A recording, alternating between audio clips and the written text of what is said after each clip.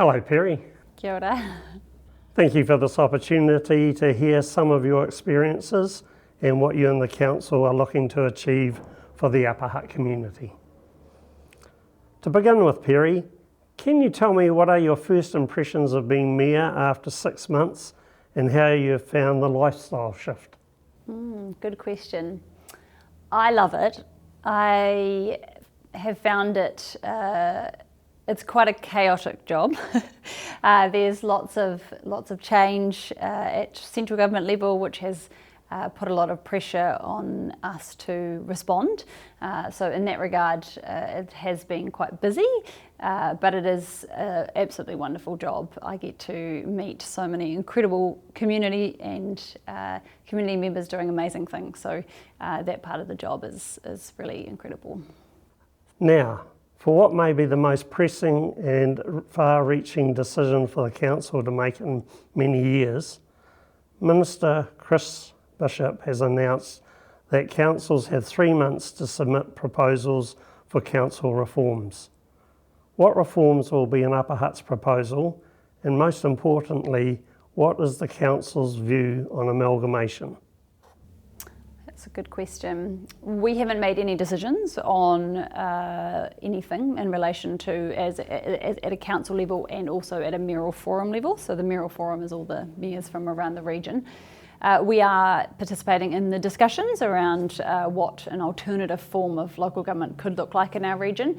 It's really important that we're part of those discussions because we have to understand what the risks are and what the opportunities are too with potential change. So we haven't got a firm view. I have shared with the community that I am sceptical of some of the benefits that have been touted because the evidence is really mixed around whether or not there are sort of substantial efficiencies gained in an amalgamation proposal. Unfortunately, Auckland Council wasn't reviewed post its implementation, so we don't actually know whether that resulted in better outcomes. What we do know though is that in Auckland, they had a very poor voter turnout compared to ours in Upper Hutt, which was one of the highest around the country. So there's some concerns around local democracy and people engaging with their local council. It's really special here in Upper Hutt that our community are really well connected and that we as elected members can connect with our community frequently and understand their views. So that's something that I would like to see protected regardless of where we go. Sure, thank you. I know you have been invited and attended many events held by community groups. What would you say about their place in Upper Hutt's growth and health? That's been my absolute favourite thing about being the mayor is just seeing and experiencing how our community groups support the community, especially those in the community that are more vulnerable. We have an incredible volunteer base of people that are helping other people out, and it's so heartwarming to be part of and also to play a role in celebrating those people's awards and events. So that is a really incredible thing. We're so lucky here in Upper Hutt. I think because of our scale, we are really well supported by lots of volunteers, and those community groups are also really well connected to each other, and hopefully we can play a really good role as council in those networks and making sure that we're getting good outcomes for the community. Great news. How do you see the business sector in Upper Hutt at the moment and your thoughts on how to help it grow? It's been really exciting in Upper Hutt over the last wee while. We've had quite a few new businesses come with high value jobs. So that's sort of in the tech sector, IT, infrastructure sector. We're seeing those businesses move in part because of the extra resilience that there is here in Upper Hutt. So I've talked to various business owners and board directors around why they're looking at Upper Hutt, and a lot of that is availability of land, industrial zone land, office blocks, and also the resilience, so that they are able to have safety from particular natural hazards. So that's been really cool to see, and one of the awesome things about that is what tends to happen is you get these clusters of businesses grouping together. So we are seeing that in some parts of Upper Hutt, for example in Blue Mountains campus, where different tech businesses are now all joining into the same facility. So that can create some really awesome outcomes, and I'm really excited to see where we can take that. In a similar vein, there's always a lot of talk about Upper Hutt's retail community. People are essentially asking what needs to happen for it to grow and thrive. Have you and the council got any new ideas how this might happen? I've been pretty clear that with council's role, it's limited to the things that we can control directly. I don't think it's council's role to pick winners and provide grants to particular businesses or substantial rates rebates. I think it is actually our role to create the conditions where those businesses can thrive. To my earlier example, that's things like promoting the sort of tech sector as a place for that being a place in Upper Hutt's future. Also things like making sure our city centre is a lovely place to visit and attractive for business owners who want their staff to have access to things. So the economic times is not something that we can control as council, as I'm sure people can appreciate, and we can do our bit, but we're certainly not the answer to being able to change the economic conditions, and unfortunately they're not that great at the moment. So we are looking at, in our long-term plan, what we can do in the city centre. That will be our big priority, but beyond that, there is a need to kind of wait and see where the economic times change. One of the issues you spoke about before the election was roading and congestion around the streets of Upper Hutt. Have you got a clearer picture now of how the city can better move forward literally and more safely? Yes, we're doing a bit of work in this space. Unfortunately, as with council always, you have to wait till your funding opportunities come up, which for us will be in the long-term plan, and also once we know what the government funding is for transport. So we've had a lot of funding that we previously had access to reduced, so unfortunately we've had to make do with less government funding that is usually co-shared. I certainly think there are a lot of things that we can do to support that, and we need to make sure we're planning them consistently over a long period of time, right? So in my view, it's not necessarily one big project that's going to solve those issues. We really need to do a whole lot of things right, and that also means do things well with our partners. So for example, this afternoon I'm meeting with KiwiRail to talk about some of the issues in their maintenance scheduling and how that works for the issues with access to train travel. So it's about getting a whole lot of things right. We are looking at little projects which may help, and certainly the access to the rail and making sure those trains go frequently and regularly is really important for our community to make sure that we reduce congestion as well. In April, the council decided to lower the proposed rates increase from 13.63% to 9.90% to help families out. Are there any particular ramifications in the future by taking this action? Look, there's always trade-offs, and we acknowledged at this point in time that people are really doing it tough, and we would need to do what we could. We are a very lean council, and we don't have a huge budget for anything at all, and it means that it is quite tough for our staff in terms of service levels. So what we have seen is that our community is telling us in the last survey prior to me being mayor that they are experiencing a drop in service levels.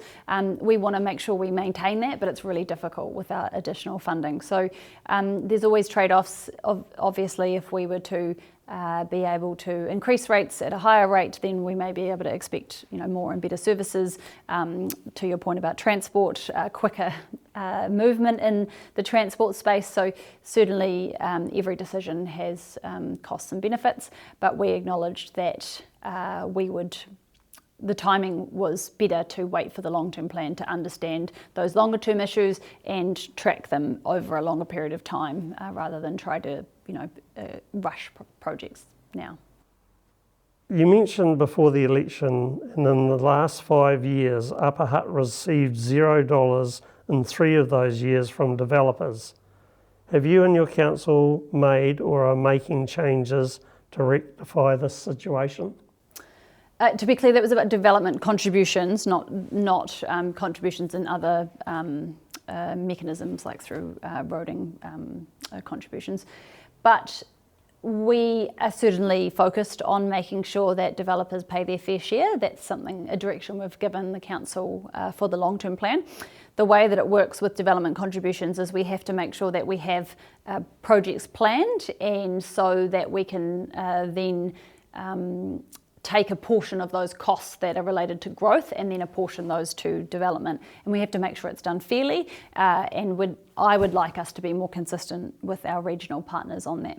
And that hasn't been the case up until more recently at this council. So we are certainly giving that direction, and it's really important that we get development contributions from developers. Otherwise, our ratepayers are subsidising those developers, which is unfair. Okay. Are you able to explain in plain English what is happening in regard to the water in Upper Hutt, who owns it and who is paying for it? Yes. I'll start from the very beginning. So in water services, we have a whole lot of assets that have been built over a period of time, owned by different councils. We have the water storage lakes up in Timaroa that are owned by Greater Wellington. We then have from there, this is just for fresh water, but that drinking water comes down through the pipes, which is what we as council, Upper Hutt City Council currently own. And then when we flush the toilet and have the water go down the shower drain pipe, that goes down to the wastewater treatment plant in Seaview, which is owned partly by Upper Hutt City Council. We're a minor owner, and the majority share is with Hutt City Council. So we are already entwined with other councils as the situation currently is. Those assets are maintained by Wellington Water currently. So the change that's going to happen, which has been mandated by government, is that a new entity called Te Aki Wai is going to provide the water services on behalf of councils. What happens in relation to ownership is that Te Aki Wai is owned by the councils. We are the only shareholders. And so we are transferring the ownership of those assets. So for Greater Wellington, the storage lakes, for us, the pipes and part of this water treatment plant, to Te Aki Wai, and Te Aki Wai is then owned by the councils. So we're essentially owning a portion share of all of the assets in the region, rather than just owning a part of the assets that relate to the network for us. So the pipes are pointless if nothing goes in them and nothing can go out of them. So we certainly had to work together. That was inherent. But there is a lot of concern in the community around the transfer of those assets. Essentially, it's still owned in public hands, right? We are just changing the way that ownership works. The decisions that have been made around pricing, around what gets fixed when, procurement, all of that will be made by the board. And those are independent directors. So we cannot, as council, and as the Partners Committee, we cannot direct the board. I'm not on the board, I'm on the Partners Committee, and the Partners Committee cannot direct the board. So it's the biggest change is that previously councils would say how much money was going to Wellington Water and what projects to prioritise from their kind of list of priorities. And now the funding will be collected from Te Aki Wai, directly from residents to Te Aki Wai, and Te Aki Wai, the board will decide what gets funded across the region. So they're going to take a regional view on what the priorities are, rather than us or individual councils just funding what we can when we can. It is going to mean a lot of change, and I understand that people are concerned, but in essence, it is a better structure for making sure that things are being fixed when they need to be fixed in terms of priorities across the region. Peri, you have said in the past the people of Upper Hutt felt they weren't being communicated with in regard to information to and from the council. What steps have you taken to facilitate a better dialogue with the community? That's a really good question. We've worked really hard at this. So one of the first things that we did was open up workshops to public. So we have had those live streamed, and which means that people can keep up to date with the sorts of things we're discussing. Those things are usually matters that will later come to council meetings, and it can help people understand the sort of trade-offs that we're facing and the issues and the concerns that we're, and also, you know, what we're hearing from community. Sometimes we share that in the workshops with the officers. So that's a really good measure, and we've had good feedback about that. We've all upped our presence, you know, in the community, and for me, I've been posting on social media quite frequently, and having really good engagement there. One of the other things that we've done recently, we had a mayor and councillor. It was supposed to be sort of a drop-in session. You know, we'd have chats 101, and we turned up, and there was 30 or 40 people there to talk. So we turned that into a little mini public meeting, and that was awesome to be able to answer people's questions. I've also been going to things like Grey Power, Probus, all of those types of community groups that we can then share information, answer questions as time goes. So I guess what I would say, we have certainly upped our communication with the community. One of the things that I, sort of common complaints that I see is that our information sometimes is, you know, imperfect or not complete. And the sort of, there's a trade-off between having complete information. If it was complete, it would mean that we were holding on to it and working on it inside the council for a long time before releasing it.